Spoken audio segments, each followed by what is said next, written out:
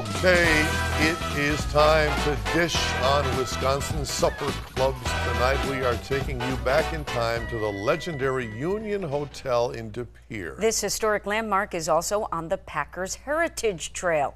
At the helm is McKim Boyd, a fine Irishman who makes sure he also holds true to the traditions from the German and Polish side of the family, the Maternowskis, who were the first to stake their claim at this legendary spot. I love it. I love doing what I do. I always say it's in my blood, what I have. I did teach high school for 15 years down in Wrightstown. My dad always wanted all us kids to go out and do something else. This would always be here.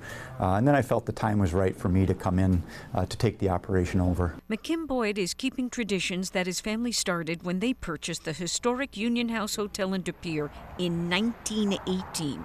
That was 1 year before the Packers football team was formed, and legends of the game used to stay and eat here, and many of the recipes they feasted on remain. The rolls that we make each day are great-grandma's recipe, so those go back to 1918.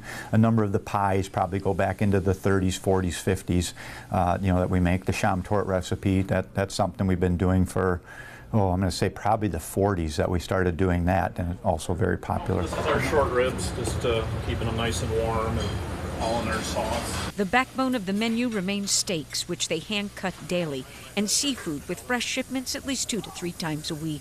For our family, it is about family, not just our family. I happen to be 4th generation. We have the 5th generation working tonight, actually. But it's also about our customers' family. We feel they're part of our family. We've got 2, 3, 4, and even 5 generation customers that come through the Union Hotel. We'd like them to feel like they're coming into our home and we're actually entertaining for the evening. They've also preserved the look of the place. So these were custom built tables, solid as a rock. It's just incredible how they built it. And what's the year again? 1883. Really? on these 2 tables. I mean, they are solid. Yeah. Yep. Isn't that amazing? Wow. Yeah, they built things solid. Even the chairs themselves we picked up from a restaurant back in the 40s that had gone out of business. This was actually a drinking fountain that was put in 1883 in our front lobby, and it would have been what's called a bubbler. In 1932, when we did the significant remodel, they repurposed it, and then now just use it for filling up pitchers of water.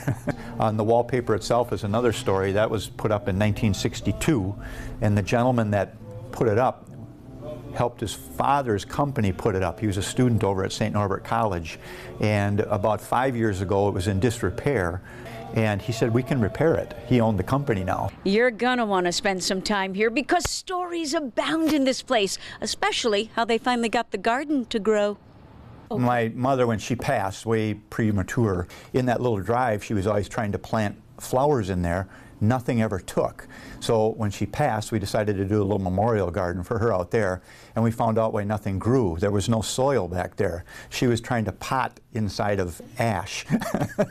Of course, McKim is a bit of a legend himself for his tie collection, some of which is on display in the booth room. Although I got to see even more of his collection in what used to be the still room. The black in the floor down there, that's actually soot from the still that was in this particular room, and there was a chimney in there, and that's where my great aunt made her home brew, is what it was referred to as. And we stayed out of trouble as long as we didn't send the man of the home drunk to the family.